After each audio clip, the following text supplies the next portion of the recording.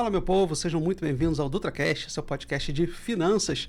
A gente fala de empreendedorismo, a gente fala de carreiras, mas hoje o tema é especial porque eu vou falar sobre o meu assunto preferido, que é investimentos. Inclusive, tem me trazido uma sofrência, Lucas, porque agora eu tô nessa de empreender. Já deve ter uns 2, 3 anos que eu não faço aporte na minha carteira. Então, esse lado, meu investidor, tá um pouco triste nesse sentido, né? Mas, quer dizer, já tô aqui te apresentando praticamente, né? Então, Lucas, seja muito bem-vindo. Obrigado. DutraCast. Maravilha, gente. Muito bom estar aqui de novo nessa casa maravilhosa aqui. Né? Agradeço a você, Hugo, pela abertura das portas, efetivamente, de trazer esse mais um pouco de conhecimento na área de investimentos. Como você, eu sou entusiasta, né? No último podcast a gente trata um pouco sobre isso, né? E é interessante a gente saber quais são as diferenças na hora de investir, quais são as possibilidades, né? Quais caminhos seguir, quais perfis, né? Que o cliente tem naquele momento. E é isso, o papo vai ser maneiro de novo. Cara, eu sou apaixonado por investimento. Para quem não me acompanha há muito tempo, eu sou consultor financeiro, né, sou investidor aí há quase uma década agora, na verdade. E o intuito do podcast era ser algo sobre investimentos, porque assim, a educação financeira mudou a minha vida, eu comecei a investir com pouco dinheiro, então eu virei aquela chave, falei, cara, se eu consigo investir mesmo tendo pouco dinheiro, todo mundo deveria fazer o mesmo, né? Então o meu trabalho, tudo que eu faço realmente é voltado para isso, né? Eu não tenho conseguido pegar consultorias empresariais, às vezes, que demandam um tempo muito maior, mas na consultoria financeira, na mentoria financeira, inclusive sábado agora começa uma turma de mentoria também, eu sempre abordo esse tema educacional, mas sempre com esse intuito, Lucas, de incentivar a galera a guardar dinheiro, a investir o dinheiro, na verdade, porque guardar é só poupar, né? Exato. Investir é fazer o dinheiro trabalhar pra gente. Porque, cara, não dá pra ficar dependendo do governo. Eu não tô falando porque é o Lula, Bolsonaro, pode ser qualquer um lá, cara. Eu não confio em governo, entendeu? Eu acho que nós, como homens, né, eu tenho muito isso, né? Pô, eu sou homem, eu tenho que puxar a responsabilidade sempre pra mim, cara. Concordo. Minha esposa, às vezes, chama minha atenção no bom sentido, que ela fala, pô, você pede desculpa pra tudo. Eu falo, cara, eu sou homem, é culpa de tudo que é minha. Não, mas fui eu e tal. Não, mas eu poderia ter feito algo pra te auxiliar nesse sentido também. Então, essa autorresponsabilidade que eu acho que às vezes falta, porque a gente fala, o governo vai me suprir. Mas aí qualquer coisa meu primo me ajuda, eu vou ter herança não sei de quem, eu vou ter isso, eu vou ter aquilo. Cara, a gente terceiriza tudo. Não só a culpa, mas a responsabilidade também, né? Total, concordo contigo. E como é que foi pra você, cara, essa virada de chave, que hoje você é assessor financeiro, né? Há quanto tempo, inclusive, você é assessor, Lucas? Bom, no mundo dos investimentos eu estou desde 2021 na assessoria, mas o meu... Investindo. Investindo na pessoa física, né? Quando eu comecei efetivamente lá em 2017, 2018, quando eu entrei ali no banco, né? Que é uma estrutura um pouco diferente do que eu estou hoje, né? Que é assessoria, mas eu já estava nesse mundo de finanças. Dentro do banco também tem uma parte de investimentos, mas efetivamente na assessoria de investimentos eu estou desde 2021 ali com a XP, né? Então já são ali 6 anos, né? Quase 6 anos ali de assessoria. Isso é legal, cara, porque você imagina só, acho que entra no mesmo mérito de um... Você vai contratar um personal trainer, só que o cara pesa, sei lá, 150, 200 quilos, não faz muito sentido, né? Não que o cara não possa ter um sobrepeso, é normal, rotina de trabalho, eu tô falando de exageros nesse sentido. E eu fico imaginando um cara que é assessor financeiro, às vezes, que ele nunca investiu na vida dele, ou tem uma vida toda desorganizada, né, e quer gerir a vida dos outros. Então, assim, é um trabalho de muita responsabilidade, e é legal que você falou que você já tem um histórico. Não, já investi, eu investi desde 2017, me tornei assessor em 2021. Comigo foi basicamente a mesma coisa. Comecei em renda fixa em 2015, mas a Bolsa de Valores só em 2017. Extremamente conservador, medroso. Rapaz, eu falei, enquanto eu não entender como que esse negócio funciona, eu não vou investir. E eu lembro que quando eu comecei a investir, as primeiras ações foram da Ambev e Itaúsa. Praxe, né? Eu também cheguei a comprar. E eu não sabia que eu podia comprar fracionado, Lucas. Eu esperei, cara, juntei uma grana e quando eu consegui comprar o lote de 100... Só comprou o lote padrão, entendi. Comprei o lote padrão, não sabia que era só colocar o F ali para poder comprar uma ação, né? Então eu já comecei logo aprendendo, né? Mas, cara, o que te incentivou a entrar no mercado financeiro? Porque você tem uma origem muito legal. Aliás, o Lucas ele gravou um episódio comigo lá no Bupper Connect Cast, que é o podcast oficial da Bupper, né? Uma startup que eu estou montando com mais alguns sócios, que é um aplicativo que ele vai estar na palma da sua mão, que ele vai revolucionar como a gente faz network. Então, o Lucas ele tem um projeto muito legal, ele também tem uma startup, ele teve lá, então eu conheci um pouquinho. Na hora que ele falou, sou assessor de investimentos, tem que ir lá no DutraCast pra gente bater um papo lá. Conexão, né? Que tudo no final do dia se resume a isso que a gente sempre falou aí no último podcast. Mas assim, o que me trouxe, né, pro mundo dos investimentos, né, a tal do bichinho do investimento me picou. Há bastante tempo atrás eu já trazia essas questões. No entanto, 2010 eu já pensava nisso, 2012 por ali. E aí, quando eu trabalhei na Queijaria, né, na última vez a gente falou sobre isso, um rapaz que estava lá, ele falou sobre investimento no agronegócio. Eu não fazia ideia do que ele estava falando. Hoje eu sei, ele estava falando de LCA, letra do crédito do agronegócio, né? Então ele falou, cara, isso é sensacional, você não paga imposto de renda, mas eu não entendi, ele é com CRE, mas uma viradinha de chave já estava começando ali. Então depois que eu entrei no banco, isso foi mais latente ainda, mas a virada de chave efetivamente para os investimentos, né? Eu já estava ali encaminhado pelo banco, foi de um amigo que estudou comigo, né? Ele também se formou comigo lá no Belga, o Wellington, o nome dele, inclusive um beijo para ele, querido amigo. E hoje ele trabalha lá na Petrobras, né? Ele fez a Marinha Mercante e tal. E ele já investia. E ele falou para mim, o primeiro ativo que ele falou para mim foi VEG. VEG 3. Cara, acho que é a ação que eu mais gosto. Cara, foi a primeira ação que eu comprei na vida e ela me deu um baita de um resultado. Sim. Um lucro absurdo. Então, sei lá, eu lembro de comprar ela a R$16. Né? Ela subiu, aí desdobrou. Né? Para quem não sabe, a ação desdobrar, ela passa a ter menos valor no valor da cotação. E aumenta a quantidade. Então, ao invés de uma ação a R$100, você tem duas a 50. Então, ela subiu o valor, desdobrava, subiu o valor, desdobrava, enfim. Eu sei que eu cheguei a ficar com 180% de rentabilidade só nesse ativo. Então, comecei exatamente como você. Itaúsa, né, Alpargatas, a própria VEG.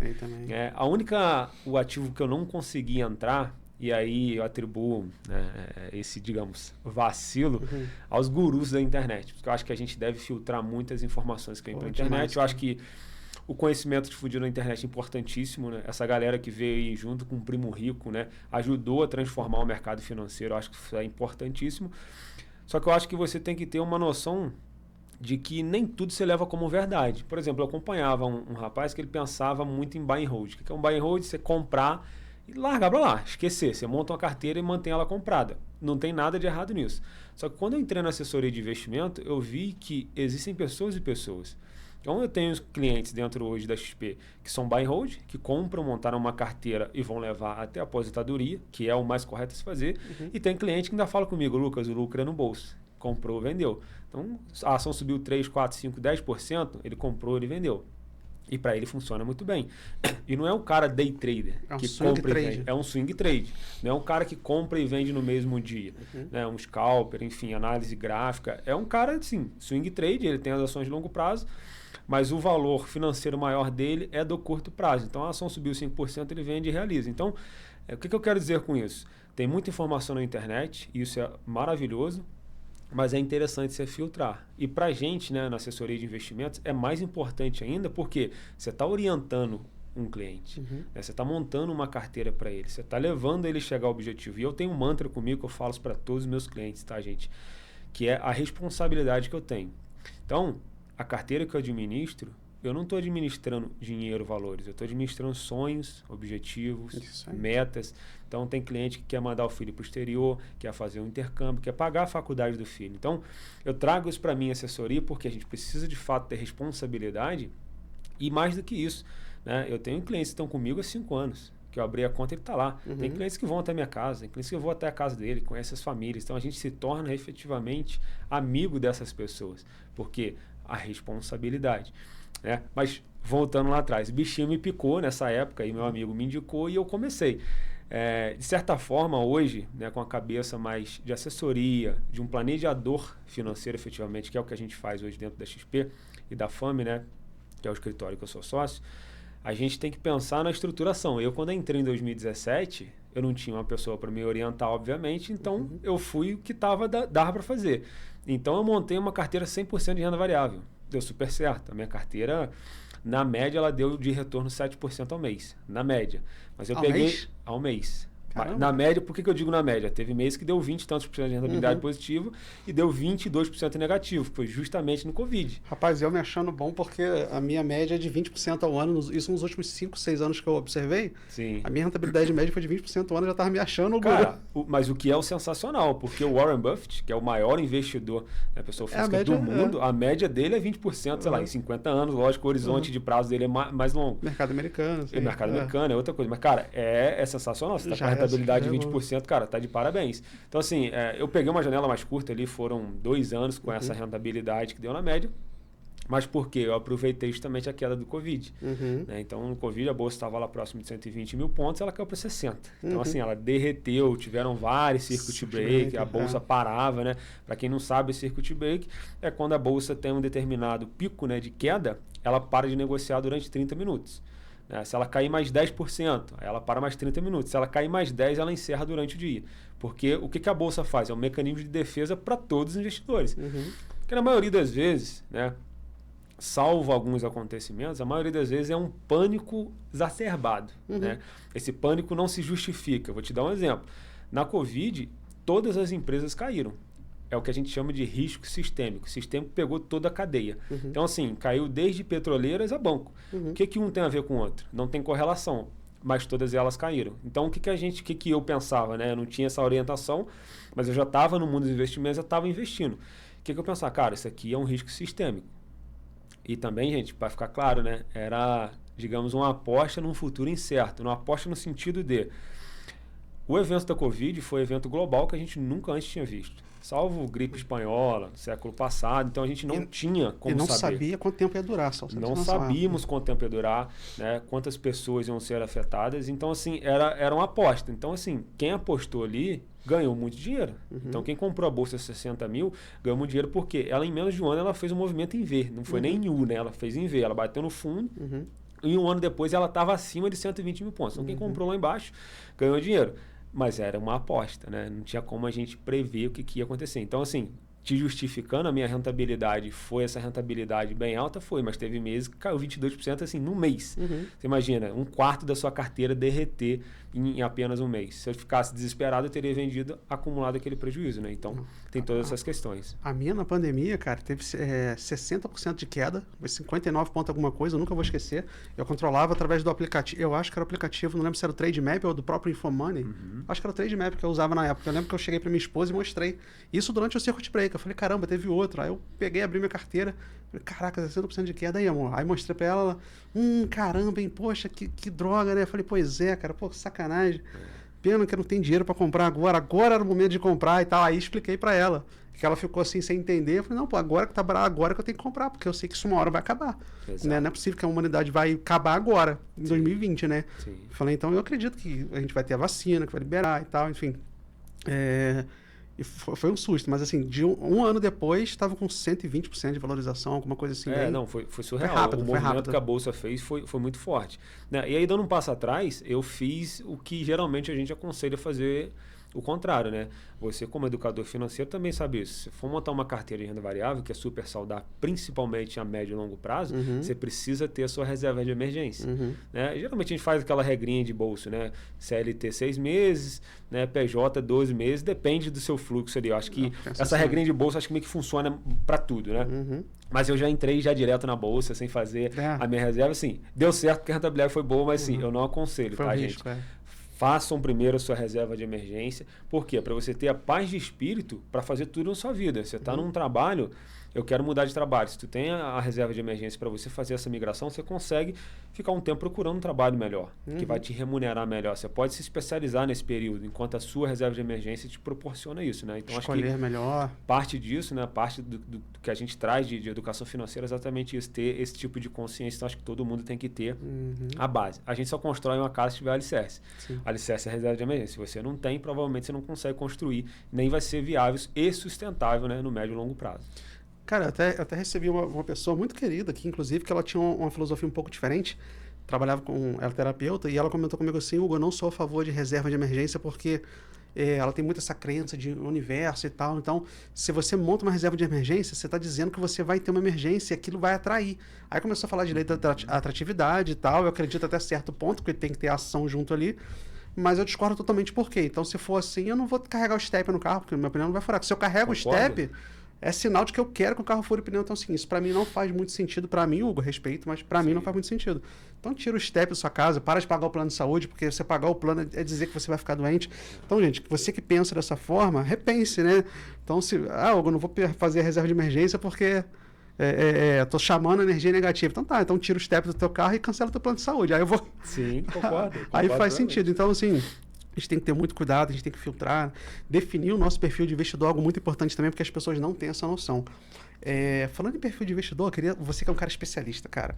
Gente, eu sou consultor financeiro, eu sou educador financeiro, eu trabalho incentivando as pessoas a investir e eu explico os tipos de investimentos que existem para que as pessoas possam ter uma noção. Mas o Lucas é especialista, então eu quero aproveitar esse momento aqui para aprender também, né? Eu tenho uma questão um pouco polêmica com a API, análise de perfil de investidor, tá, gente? Que eu não concordo muito, que é o seguinte: se você bota que você é conservador, ele vai te jogar para renda fixa. Se você bota que você é arrojado, ele vai te jogar para bolsa de valores. Por que eu estou te falando isso? Desde criança, eu sou um cara extremamente conservador. Eu sou aquele cara que planeja 1000 vezes um negócio, que detesta perder dinheiro, que pensa, que repensa. Te falei, eu fiquei 1 ano estudando renda fixa para fazer meu primeiro aporte na Selic. Eu fiquei mais 1 ano estudando ações para fazer meu primeiro aporte em ações. Então, assim, foram 2 anos praticamente estudando ações antes de entrar no mercado de bolsa de valores. Eu sou um cara conservador. Eu invisto em blue chips, né? Empresas que geralmente nunca deram prejuízo, crescimento constante, boas pagadoras de dividendo, ou que reinvestem, né, os próprios lucros, enfim.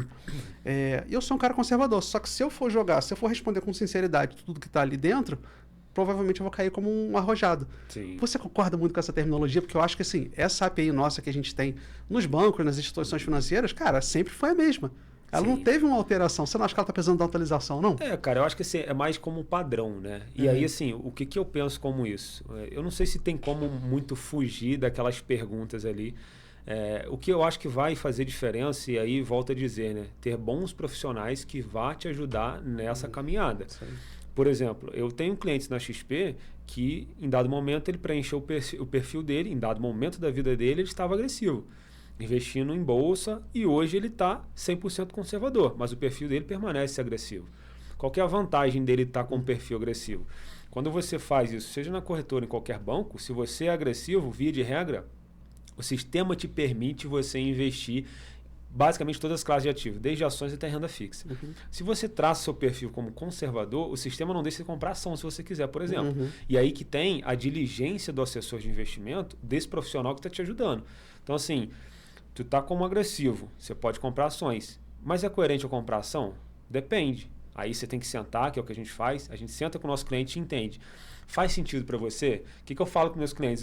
Se a gente montar uma carteira para você de ações, fundo imobiliário, ou multimercado, ou moeda, ou internacional, se der uma oscilação para baixo, você consegue botar a cabeça no travesseiro e dormir sossegado?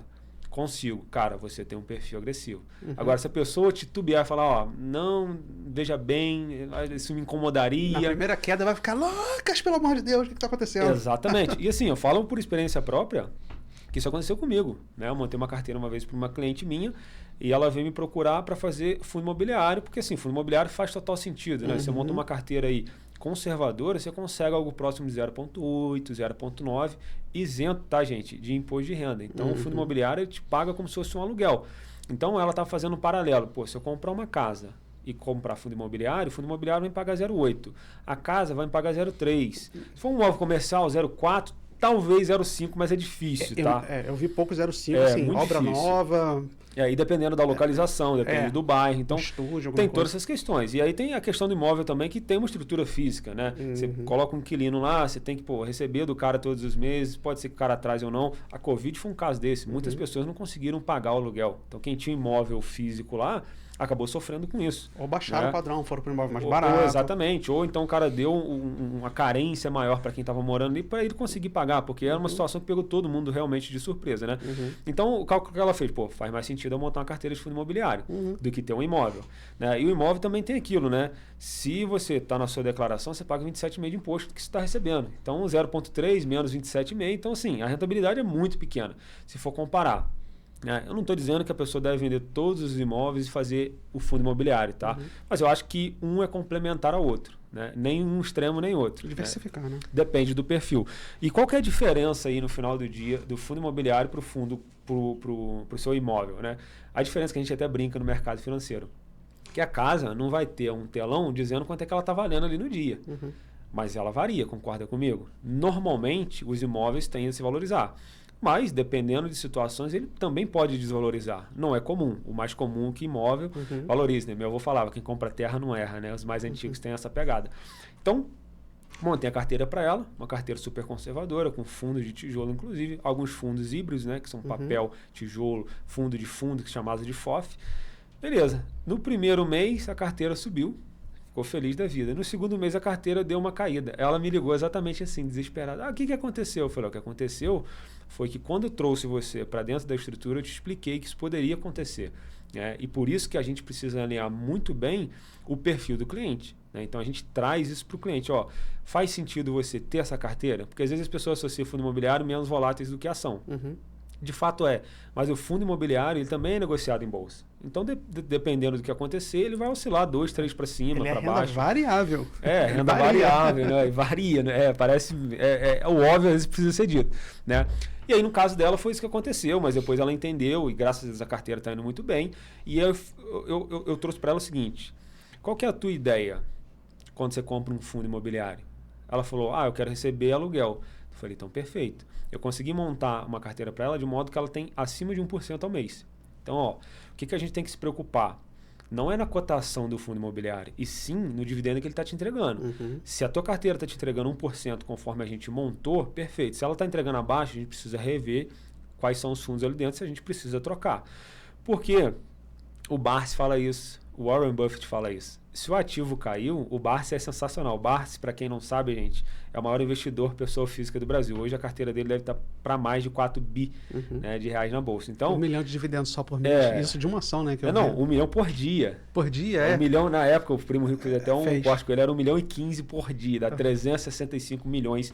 Isso foi em 2024, 2023. Então agora certamente está muito mais.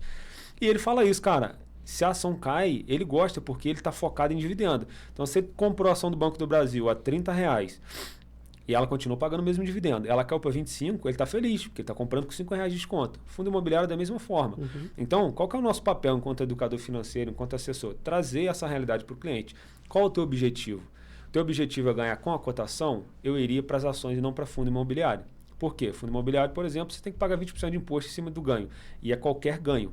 Nas ações, no caso de swing trade, você paga 15% em cima do ganho e você ainda tem uma isenção de 20 mil no mês. Ou seja, se você vender menos de 20 mil, você não paga nem imposto. Outra coisa que eu nunca vi atualizar também, desculpa te cortar, é 20 mil desde que eu comecei a investir. Exatamente. É igual a tabela de imposto, né? A tabela de imposto de renda nunca atualiza para cima, só a favor do governo.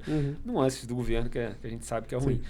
Então, foi o que eu trouxe para ela. Eu falei, se você quer ganhar na cotação, a gente monta a carteira de ações, subiu, a gente vende e bota lucro no bolso.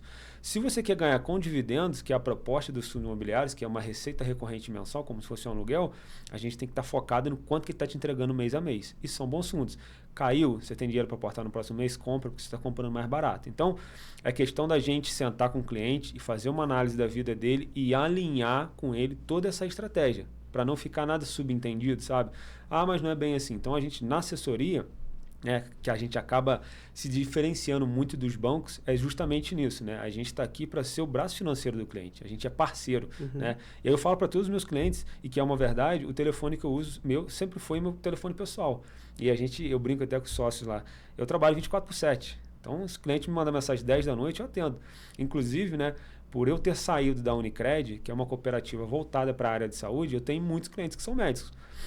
E aí, tem alguns meses atrás, um cliente meu, prospect, né? Foi indicação de um cliente médico também. Falou, cara, eu tô dando plantão aqui, acabei de formar, tô enrolado, eu só consigo depois das 10. Cara, 10h30 da noite eu estava em reunião com ele. E ele só consegue me atender nesses horários. Preciso fazer uma reunião a cada mês, ou bimestral, trimestral. A gente pode? Claro, a gente pode sentar. Então, esse é o diferencial que a gente acaba conseguindo trazer na assessoria de investimento. Eu sei que para os gerentes de banco, né, e não assim, de forma nenhuma, tá, gente? Falando mal da profissão, até porque eu já fui também, eles acabam tendo um modelo de negócio um pouco mais engessado. Então, tem horário para chegar, tem horário para sair, então fora do horário ele não pode responder. Então, a gente tem essa liberdade, por ser uma contratação PJ, que a gente é sócio escritório, de poder trabalhar, né, em prol do cliente, finais de semana, sábado, domingo, feriado, enfim, fora do horário comercial. Então, é uma vantagem competitiva que a gente tem de realmente sentar com o cliente e estruturar toda a vida dele, né? Bacana.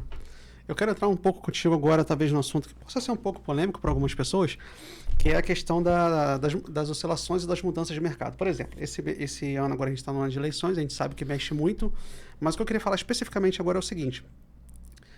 Por mais que a Selic agora tenha dado uma travada, por causa dessa questão da guerra, petróleo e tudo mais, mas ela vinha com uma intenção de queda. Sim. Né? E tem essa intenção de queda, acredito que ainda existe, está meio freada agora, Mas eu acredito que a meta do governo de médio prazo e de próximos anos, pelo menos os próximos 2 anos, seria manter ela numa queda, né? Sim. Nessa movimentação de queda da Selic, pô, a gente que pelo menos tem uma mínima noção de mercado, o cara que tem uma mínima noção de economia, ele tá vendo, cara, tá tendendo para uma queda agora.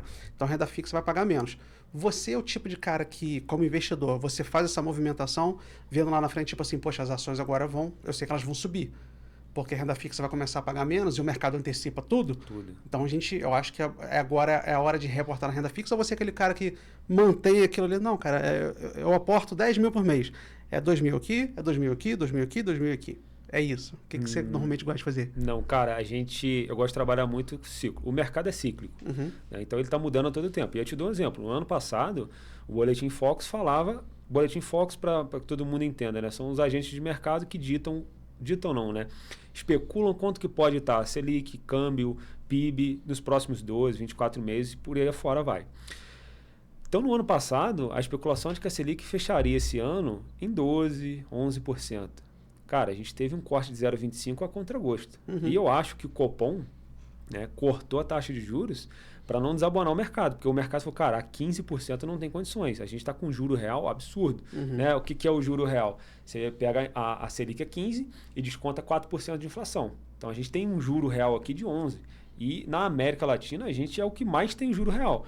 Quem estava um tempo atrás na nossa frente era o México, a gente conseguiu ultrapassar o México. Né? Então, a nossa inflação está próxima de 4, 4,5%, próximo da meta. Né? Meta está em pouco 3, 3,5%. E a taxa de juros está muito alta. Então, o que os agentes de mercado pensam? Cara, essa taxa de juros está alta e não pode se sustentar nesse tempo. E aí, o que a gente, como profissionais do mercado, entendem? Eu não olho essa caixinha de botar 10% aqui, 20% ali. Eu posso estruturar dessa forma, sim, mas é muito individual para cada cliente. Lucas, eu não vou seguir uma cartilha. Eu sento com o cliente para entender o momento de vida dele, o que ele pretende fazer. Em cima dos objetivos dele, aí eu monto uma estratégia, apresento e a gente segue com ela. Então, por exemplo, o que a gente estava fazendo no final do ano passado? No final do ano passado, a gente não tinha essa guerra. Então, tudo estava se desenhando para a gente ter um corte de Selic muito mais forte. A Selic cortou só 0,25%. Poderíamos ter cortado 0,75% ou 0,5%. Né? Então, o Copom foi mais conservador, porque se a guerra continua e o petróleo fica alto, é aquilo que a gente já falou. Petróleo alto, a inflação sobe. Se a inflação subir, a Selic cair, isso pode ter um desnível muito forte, a inflação subir demais. E qual que é a ideia do Copom? Se eu cortar muito agora, pode ser que eu tenha que voltar a subir. Então, o que o Copom pensa? Eu vou cortar pouco para não ter que subir. Eu vou deixar ela aqui mais alta, né, por um período mais longo, para conseguir conter a inflação aqui do outro lado. E aí, o que a gente no mercado faz? No final do ano passado, principalmente, a gente estava fazendo.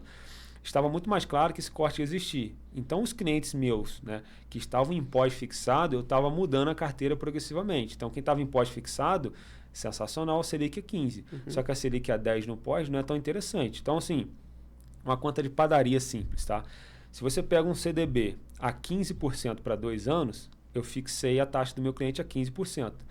Vamos supor que nos próximos 2 anos a Selic cai de 15% para 10%. O meu cliente ficou na taxa de 15% nos próximos 2 anos. Então, a Selic está caindo, mas ele está aqui, ó, em 15%.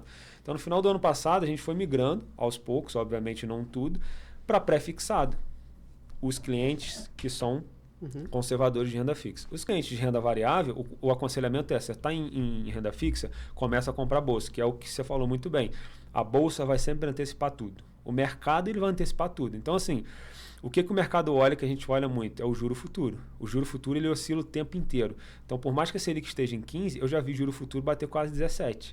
O que o mercado estava especulando? Será que a Selic bate 17%? E às vezes o mercado é exagerado, tá? Ele exagera ou para cima ou para baixo. A gente não bateu, graças a Deus, a Selic a 17%, mas o mercado futuro achou que sim. Então, hoje o juro futuro chegou a especular também, por exemplo, o DI 27, né, que é janeiro de 27, próximo de 13%. A Selic ainda está em 14,75%. Então, assim, o mercado ele sempre vai antecipar tudo. Na Bolsa não é diferente. O que eu falo para os meus clientes? Não espera o movimento acontecer para você migrar, porque depois que você pensar em migrar, o mercado já precificou tudo. Absolutamente tudo, né? Eu lembro muito isso, ainda hoje pela manhã estava tomando um café com um cliente, falando com ele sobre isso, né?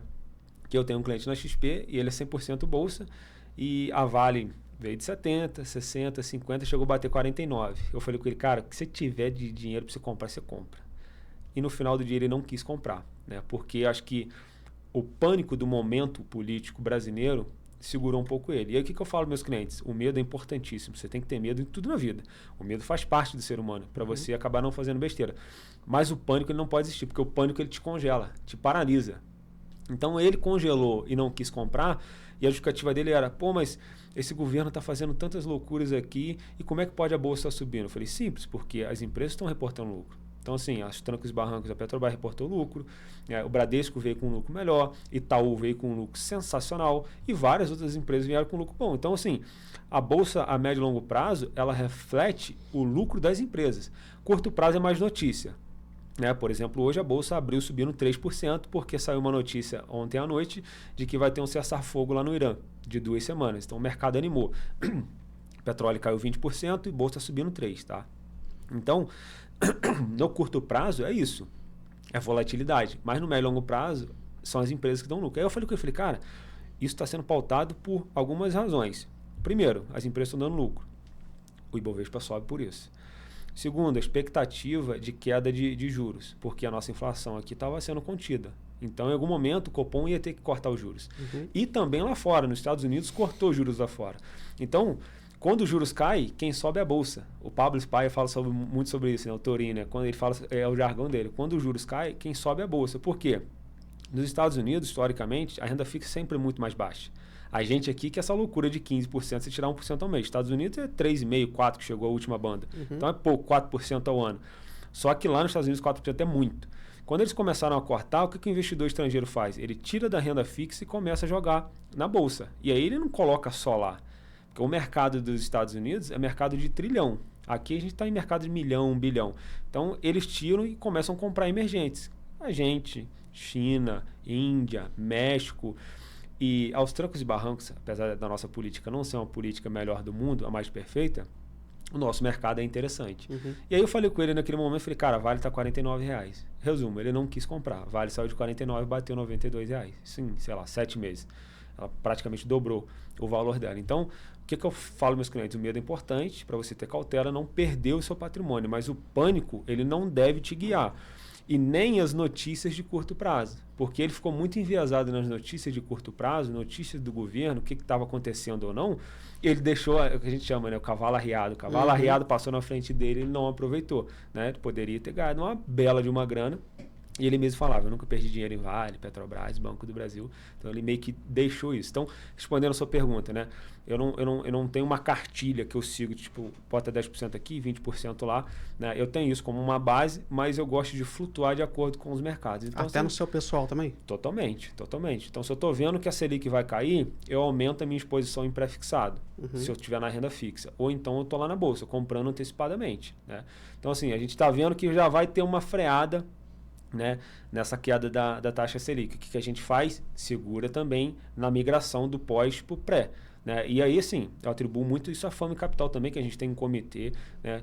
Toda semana a gente tem reunião para avaliar mercado, falar sobre isso, o que está fazendo sentido fazer, o que não está fazendo sentido, se vale a pena aumentar pré-fixado, pós-fixado ou inflação. Então, assim, pelo mercado ser cíclico, se você tiver uma cartilha dessa assim e seguir ela ferro e fogo, você pode prejudicar ou não seu cliente. E aí eu te dou um exemplo. Né? Eu já recebi clientes que vieram de outros escritórios, né, com uma certa insatisfação com os outros assessores. E eu peguei uma cliente, foram 2, né, um casal na verdade, que em 2020, acho que foi 2020 ou 2022, o assessor em questão foi quando a Selic estava em 2%. Aquilo foi um devaneio, a gente nunca ia bater isso na vida. Selic a 2%, esse assessor colocou para esse cliente meu uma taxa pré-fixada de 7%. Naquele momento, 2 para 7 estava valendo muito a pena, né? Então, assim, a Selic é 2%. Ele conseguiu uma taxa de 7%, estava muito bom. Qual que era o problema? Ele colocou um prazo de 5 anos. E, assim, faltou diligência desse assessor e sensibilidade de mercado. É o seguinte, o Brasil nunca teve uma Selic de 2%. Será que ela ia se manter ali por muito tempo? 2 dias. A nossa meta ali era 7, 9%. Né? Então, se a gente voltasse para 7, ele ia bater 100% CDI, digamos assim. O que ele não previu? Veio Covid, veio tudo, mudança de governo, a Selic saiu de 2 para 15. Então, esse cliente ficou preso no investimento lá a 7 e a Selic aqui a 15. Então, a carteira dele estava rendendo 50% de CDI, estava rendendo menos do que poupança. Então, o que faltou ali naquele momento? Diligência. Então, a sensibilidade do profissional, no final do dia, que está te atendendo, de trazer esse tipo de informação, sentar com o cliente e explicar, ó, estamos fazendo essa mudança aqui porque faz sentido. Por exemplo, com a Selic a 15, eu fico mais confortável de colocar um CDB para um cliente meu, por exemplo, seja CDB, seja crédito privado ou título do governo, tá? Eu fico mais confortável de colocar ele para 3 ou 5 anos com a Selic a 15. Por quê? Historicamente, né, desde o Plano Real para cá, o máximo que a gente tinha batido foi no governo Dilma, 14,75. Então a gente nunca ultrapassou isso. Pode ultrapassar, Lucas? Pode. Tudo pode acontecer. Né? A gente não tem como prever o futuro. Olhando o passado, eu ficaria confortável. Então, o que faltou nesse momento dele seria diligência. Então, respondendo, desculpa ser muito longo na minha resposta, respondendo a isso, eu não segmento em caixinhas. Né? Eu vou olhando o que o mercado está trazendo para a gente e tentando adequar a carteira do cliente para sempre entregar uma rentabilidade melhor, né? E com o máximo de diligência possível para ter responsabilidade com o patrimônio do cliente. Oh, que legal, cara. Eu tento ler o mercado, mas assim, eu não sou profissional, não sou economista, né? Tranquei faculdade de economia, então apesar de eu ser um fiel estudante aí de economia, né? Mas eu não tenho formação, nem sou nenhum especialista. Mas eu tento prever dentro das minhas possibilidades. Por exemplo, em 2020, eu vi uma crescente de data center nos Estados Unidos, de REITs, que lembra um pouco os fundos imobiliários, né? Tem algumas semelhanças, mas lá eles têm potencial de alavancagem, né? Enfim, tem algumas diferenças de lá para cá, né? Pagamento de dividendos, pode tomar dívida. Fundo imobiliário aqui não pode pagamento a cada 3 meses, enfim, tem algumas diferenças sutis, mas assim, é o que mais se assemelha, né? Fundos imobiliários nossos aqui. E estava tendo essa crescente de galpões logísticos para centros de data center. Eu trabalhei numa empresa que ela tinha uma sala de data center, mas a sala era do tamanho disso aqui, ó, que a gente está aqui. Era uma salinha pequenininha. E ficava refrigerada, né? Aquela montoeira de HD lá, aquele monte de luzes acesas e tal. Mas lá fora isso está numa crescente muito grande, né? Porque dados, armazenamento de informações e tal, a gente vê em filmes e séries, enfim. Falei, cara, eu vou investir nesse negócio aqui. Investi $300. Cara, $300 virou $4.000 agora no ano passado. Caraca. Então, assim, foi a maior rentabilidade que eu já tive na minha vida. Foi mais de 4.000%, né? Foi um valor bem interessante. Eu falei, e na época, eu falei, cara, data center tá tendo uma crescente. Eu tô vendo que tá tendo uma crescente, tá surgindo novos galpões e tal. Pô, mas data center, o que ele consome muito? Eletricidade. Pô, vou investir em empresas de energia também, porque esse negócio vai começar a puxar energia. Sim. Aí veio a IA. IA tomando, né, de uns 2 anos para cá, cada vez mais forte e tal. Eu falei, cara, IA também puxa muita energia e tal. Tem que ter, aumenta o consumo. Eu falei, empresas de energia. E fui fazendo assim, cara, e eu tive assim, um resultado muito legal. Então, assim, para mim é algo gostoso, é algo prazeroso. Eu não tenho aquela neuro de ficar olhando gráfico. Às vezes eu fico 6 meses, cara, se eu olhar minha carteira. Eu olho, sabe quando que eu olho? Eu tô no trânsito, tô esperando minha esposa, ela atrasou um pouquinho, eu tô fazendo alguma coisa, vou olhar. Assim, não tem nada para fazer, eu vou olhar. Eu não tenho essa neuro. Mesmo quando eu fazia aportes regulares, eu não tinha muito essa coisa de ficar olhando. Mas eu acho tão prazeroso, cara. Igual essa questão do Irã. Poxa, é uma coisa ruim. Tá, mas o que eu posso fazer? Como que eu posso... parece até meio frio, né? Como que eu posso lucrar? Como que eu posso ganhar dinheiro em cima disso? Mas, cara, é o seu dinheiro. Entendeu? Você pode lucrar, você pode não fazer nada. Então, você viu aquele movimento ali e falou, pô, cara, petróleo. Se eles taparem aquele canal por onde eles passam o barril de petróleo ali, que foi basicamente o que aconteceu, né? Sim. O preço do petróleo vai subir. Então, esse tipo de movimentação...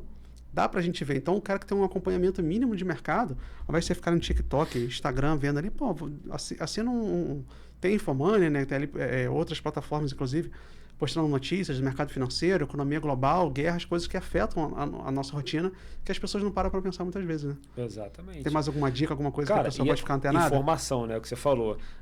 Procurar informação. Pra você ter ideia, existem muitos players de mercado que tem um negócio chamado Terminal Bloomberg, né? Eu não sei quanto que está hoje, mas eu acho que supera aí, acho que $5.000 por mês para você ter. O Bloomberg é notícia em tempo real o tempo todo, todos os mercados. Então, quem detém a informação sai na frente, é o que você falou. Você teve um insight de, pô, vou comprar um data center aqui porque acho que isso aqui vai crescer e, cara, e deu super certo. E é esse tipo de análise que você precisa fazer. Eu, por exemplo, de algumas que eu já fiz, uma que foi emblemática, assim, foi mais uma especulação, né, mas que eu fiz. Foi na entrada do governo Bolsonaro, né? Ele sempre teve aquela postura de ser pró-armas, armamento e tudo mais. E eu falei, cara, se esse cara ganhar, a Taurus tende a subir. A Taurus, né, produz armamentos, é uma empresa brasileira. Eu falei, cara, será que faz sentido? Enfim, comprei a R$3, quando ela bateu 7 eu vendi, ou seja, mais de 100%. E depois eu me arrependi, né, porque ela bateu 20 e poucos reais. Então você imagina, se tivesse comprado a 3, teria vendido a 25 reais, tinha lucrado sei quantos 1000% ali. Eu não fiz, mas pensei em fazer. eu pensei justamente nisso, cara, e deu super certo. E onde que eu ganhei? Foi exatamente no boato. Por que no boato? Porque geralmente o que vai, é o que eu falei anteriormente, o que vai sustentar a empresa, a cotação da empresa, a médio e longo prazo, é o lucro que ela dá. Se ela não dá lucro, ou pelo menos não tem um plano para entregar lucro para o acionista lá no futuro, ela não vai subir. Mas no curto prazo ela sobe. Por exemplo, ela subiu quando o Bolsonaro assumiu, ela subiu enlouquecidamente. Quer dizer que ela teve mais lucro? Não, porque não deu tempo nem dela produzir. O Bolsonaro não tinha sancionado lei nenhuma para liberar armamento, posteriormente ele fez isso, mas poderia não ter acontecido nada e a ação ter caído. Então eu especulei naquele momento, e tem muitos atores no mercado que fazem isso. Então é o que você falou. A informação é importante. Então tem muitos canais aí que a gente pode acompanhar, o próprio Infomoney, o Pablo Spy, ele dá todo dia um call de manhã no Instagram dele, falando um resumo sobre os mercados. Esse eu não conhecia, Pablo Spy. Pablo Spy. Ele fala, vai Torinho. Cara, o cara é sensacional, divertido pra caramba. E ele de manhã já te dá esse call. Então, por exemplo, hoje ele deu um call, já estava falando sobre petróleo e tal. Inclusive, ele está em Nova York, lá na XP Nova York. Bacana. Então, assim, a informação, você precisa ter a informação. Ela precisa estar ao seu lado. E a gente, que somos os atores do mercado, a gente que atende cliente, a gente precisa estar mais ainda. Então, para você ter ideia, eu trabalho lá com 3 telas. O meu sócio PC trabalha com 4 telas. O Rafael Eduardo trabalha com 2 telas cada um. É ligado o tempo todo. E o gráfico fica sempre ali. Então, assim, a gente principalmente, porque... Agora falando um pouco até da FAME, A FAME é um escritório credenciado da XP, e a gente é o número 1 do Brasil. Então hoje a gente tem 75 bilhões sob custódia, salvo engano, o segundo lugar da XP deve estar com 50, 55 bilhões. Então a gente é um escritório muito grande. E aqui em Nova Friburgo a gente está com aproximadamente aí 360 milhões sob custódia entre nós 4. Então a gente administra aqui na unidade de Nova Friburgo, ali no espaço ARP, esse valor. Então da equipe do Rio, que a gente tem o nosso líder lá do Rio, o Henrique. Então, a nossa equipe de Friburgo é o que mais opera a bolsa, ou seja, que mais tem clientes que operam renda variável. Então, a gente está sempre com um gráfico ali, o portal da Latus News também, que solta notícia o tempo inteiro. E aí, liberaram os três de Hormuz? Não liberaram. Não, agora liberaram. Agora tem um cessar-fogo. Cara, e é o tempo todo de notícia. Essas últimas semanas aí da guerra é uma loucura. Porque o ativo está subindo, está caindo. Hoje, por exemplo, a Brava, que é uma petroleira, e a Petrobras abriram caindo absurdamente. Porque o petróleo cai. É aquilo que a gente fala, Se o petróleo sobe, elas também tendem a subir, porque é a commodity delas. Mas se o petróleo cai, elas também tendem a cair. E aí, na semana passada, eu liguei para alguns clientes relevantes, falei, cara, a Petrobras bateu máxima histórica. Eu não acho que ela se sustenta tanto tempo assim. Ela está subindo só por conta do petróleo. Não mudou nada na operação, não descobriu nenhum outro poço de petróleo e ela está subindo. Em algum momento pode ser que ela caia. O que a gente sugere para os clientes nesse momento? Ou você faz uma proteção da carteira, que é através de derivativos, call e put. Então você protege a tua posição. Quer dizer o seguinte, se o ativo cair, você não participa daquela queda. E se o ativo subir, você fica limitado até um determinado ponto. Mas faz sentido porque tem cliente que estava com 70% de rentabilidade na Petrobras. Então vale a pena ou você vender parte do ativo e colocar no bolso, ou você faz uma proteção, que é o que eu falo com os clientes. E por que eu falo parte? A gente não tem uma bola de cristal no mercado financeiro. Então pode ser que essa guerra acabe amanhã ou pode ser que ela escale muito mais e o petróleo suba para 150, 200 dólares o barril e a ação continue subindo. Então o que a gente recomenda? Cara, se está com 80, 100% de rentabilidade na Petrobras, você tem 100 mil ações. Cara, vende 30 mil ações, vende 1/3 dela. Por quê? Se ela cair, 1/3 você já botou de lucro. Os outros 70%, 75%, digamos assim, vai continuar lá, pode ser que volte. Só que se ela continuar subindo, aquele 75 mil ações vão continuar subindo junto com o ativo. Então, volto a dizer, é a diligência do profissional que te atende de fazer isso. Ou vender tudo, ou deixar uma parte. Eu particularmente prefiro deixar uma parte, Teve um cliente meu que ele falou assim, eu dei o call para ele ficou pensando, depois ele vendeu tudo. Eu falei, cara, eu faria diferente. Depois ele até se arrependeu, não podia ter vendido, agora tem que pagar um imposto de renda absurdo aqui, eu esqueci do imposto de renda e tal. Então, mais uma vez, é diligência e é o que você falou, informação. A gente que está no mercado é informação o tempo inteiro. Então, a gente está de madrugada ontem, 10 da noite, estava mandando informação para o cliente. Cara, os trades de Hormuz está assim, pode ser que amanhã abra dessa forma, e realmente abriu dessa forma. O mercado está otimista, Agora eu não sei como é que está, mas até a hora que eu saí, a bolsa estava subindo 3, recuou um pouquinho, estava com 1,5 só de alta. Então, em compasso de espera. E aí é importante a cautela. O que eu estou orientando os meus clientes, perguntou sobre dica, é caixa. Né? E aí, não somente a reserva de emergência, né? Eu trato com meus clientes também lá, reserva estratégica. Então a gente tem a reserva de emergência, precisou estar na mão, mas a gente também, eu deixo em liquidez diária, em fundos de renda fixa, ou CDB, ou a LFT, que é do governo, em liquidez diária para reserva de oportunidade. Por exemplo, saiu uma emissão aqui de um CRI, de um CRA, de uma debênture, então uma emissão muito boa, uma taxa muito boa, de um emissor bom, cara, a gente tira dessa renda fixa e aloca ali. Pô, um determinado ativo caiu na bolsa, o cliente é de renda variável. Cara, vamos tirar da reserva estratégica e comprar esse ativo. Então, aí que eu volto ao que você falou lá, né? Se eu sigo uma cartilha? Não exatamente. Depende do momento de mercado e depende de cliente para cliente, obviamente. Né? Perfeito, cara. Pô, que aula, hein? Isso foi uma aula, isso não é entrevista. Eu vou fazer uma pausa rapidamente para a gente fazer um agradecimento aqui aos nossos patrocinadores. Eu estou gravando aqui diretamente do Estúdio Realiza, no Kadima Shopping, em Nova Friburgo. Então, para você que quer gravar um podcast também, você que quer gravar um curso digital, seja lá qual for o seu objetivo, você pode procurar a gente, fazer um orçamento sem compromisso e vai ser muito bem atendido, tá bom? Curso BI, curso de línguas também, aqui localizado em Nova Friburgo, no final da rua Monte Líbano ali. Então você quer aprender um novo idioma, você quer se desafiar. Cara, você tem sonho de trabalhar no mercado financeiro. Lucas, precisa de inglês? É bom, né? É importante. É bom, né? É importante. Então, com sim, certeza. muitas áreas, né, exigem hoje o inglês no crescimento também, mas seja como hobby, às vezes você só quer se desafiar, aprender algo novo.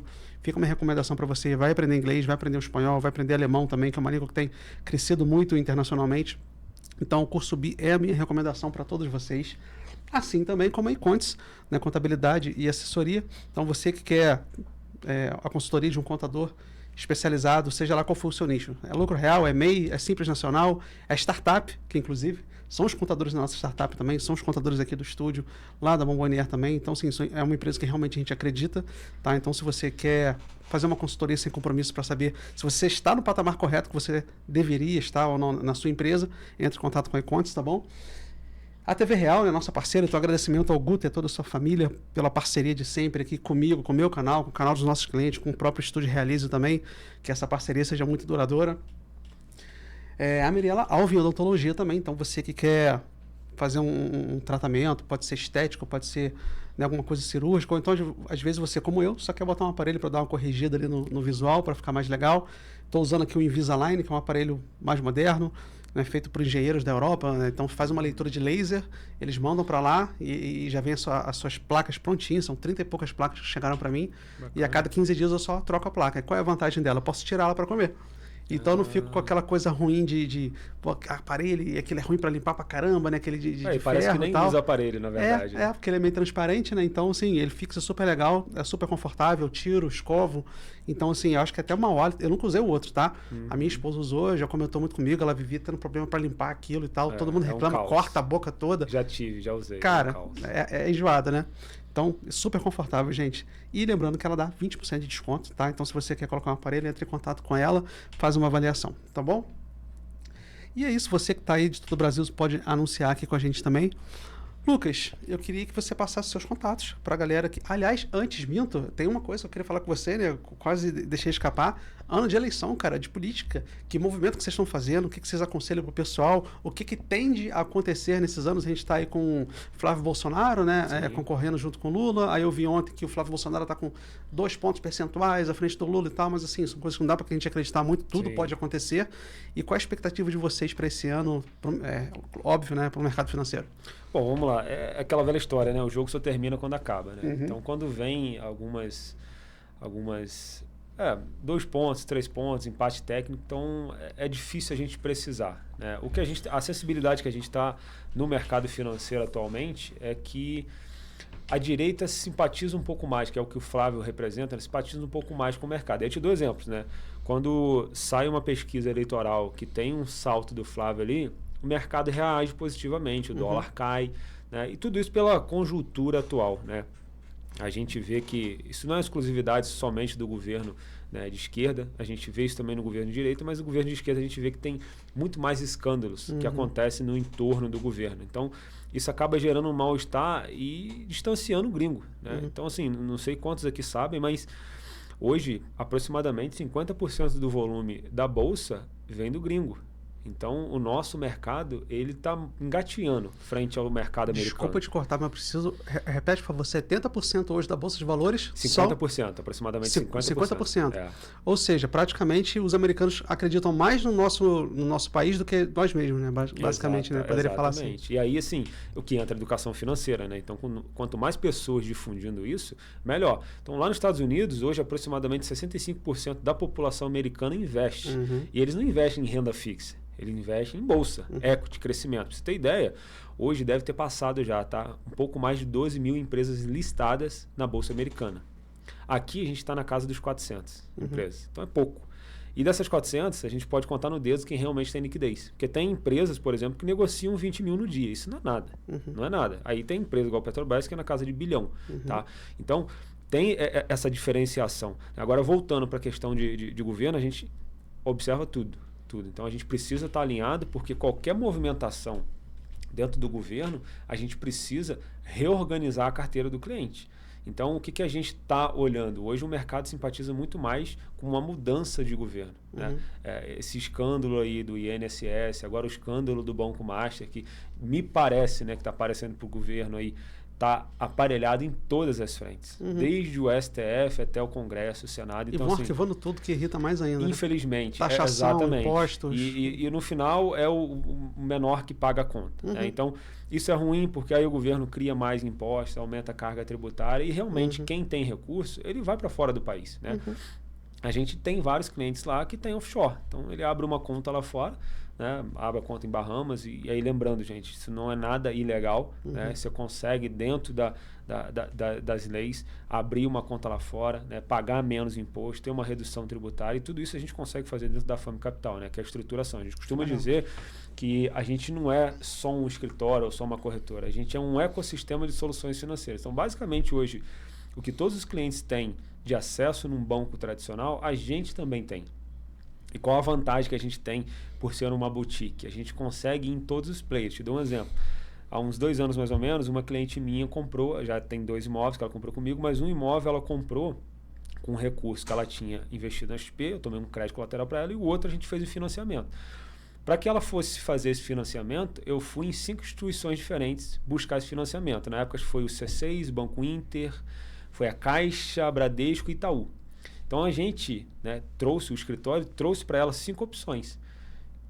Então, opções com taxas melhores, opções que davam entradas menores, tudo para que se encaixasse para ela. Então, esse é o diferencial de você ter uma boutique. Por exemplo, se ela fosse direto no Bradesco, ela ia ter o financiamento do Bradesco. Se ela fosse no Itaú, ia ter do Itaú. E, coincidentemente, ela tinha uma conta no Itaú e ela fez o financiamento pelo Itaú.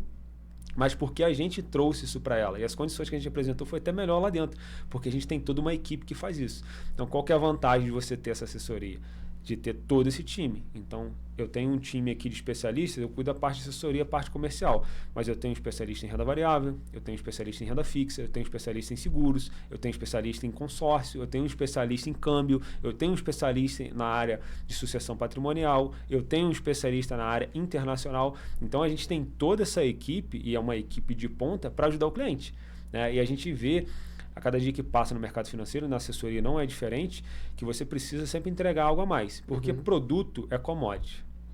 E commodity tem em todo lugar. Então a renda fixa vai ter lá no Itaú, vai ter lá na Caixa. O que vai diferenciar e vai virar efetivamente a chave do assessor e do profissional, né, do consultor que atende o cliente, é o que você consegue entregar efetivamente para o teu cliente. O que você está entregando? Você está fazendo um planejamento para ele? Né? A gente tem uma ferramenta chamada de Financial Plan. Então eu sento com o meu cliente lá e destrincho tudo da vida dele. Por que é importante? Tem 2 semanas mais ou menos, eu fiz uma reunião com o cliente, e aí fiz o Financial Planning dele, e aí ele me trouxe tudo que ele tinha, imóveis, aplicação e tal, e ele falou, cara, eu tenho uma preocupação, né? Eu viajo muito para São Paulo, né? Meus filhos estão lá, e se eu sofrer um acidente, eu e minha esposa, como é que fica? Quem comunica? Eu falei, sou eu. Eu sei do que acontece. Ele falou, Lucas, você e meu contador sabem da minha vida financeira. Então, se Deus me livre, vamos bater na madeira, que isso demore muito a acontecer, mas se você vem a faltar, eu sou o braço financeiro que vai orientar e auxiliar a tua família. Então, a gente não é um vendedor de produto. Eu estou ali para ser o braço financeiro do cara. Que isso aconteceu, infelizmente, no começo desse ano. Uma cliente minha faleceu, né? Eu dei todo o suporte para a família dela. Então, o pessoal, assim, é muito agradecido porque a gente entrega efetivamente um trabalho diferente, né? Eu acho que é isso que falta hoje em dia no mercado, essa empatia, né, desse profissional, né? Que volto ao que eu falei no começo do podcast, né? Eu não lido com dinheiro, eu lido com sonho, objetivo, né, planejamento familiar, enfim, eu acho que é tudo isso. Show de bola. Bom, já estamos caminhando para o final. Lucas, muito obrigado pela sua presença. Ó, já se sinta convidado, meu irmão, a voltar aqui cada 2, 3 meses para a gente fazer nem que seja uma atualização. Aí a gente pode fazer uma parceria com a Fame Capital, vir aqui. Ótimo, vai ser um prazer. Ter um quadro especial aqui só para vocês, para a gente falar de mercado financeiro, porque eu sinto muita falta disso. Não tenho tido tanto tempo de acompanhar o mercado. Às vezes, quando eu vejo uma movimentação, ela já aconteceu, não dá nem para antecipar.